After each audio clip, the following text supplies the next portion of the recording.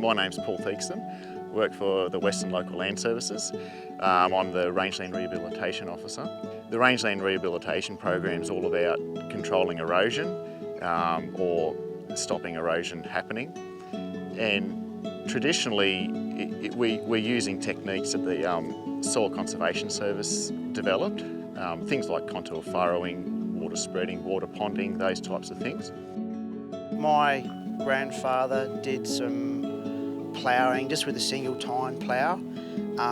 You can still see it today from the air, and it has created a furrow that seeds gone into and grown vegetation, but clearly limited by machinery back then. And back in the 70s there was some soil con work done, tine pitting and similar type work, which wasn't that successful. And then in the early 80s, soil con were back again with a bigger machine and a seed box, and there were some areas identified that were furrowed, laser levelled, and they're still quite successful today, although a lot of that's kind of covered over.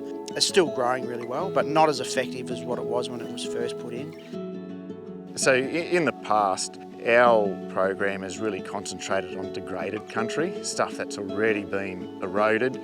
So the techniques really concentrate on getting those degraded areas back, which is appropriate for a lot of areas. But then when we started working with Hugh, he had a different perspective in that he was looking at the landscape as a whole and saying, okay, well, what are the threatening processes?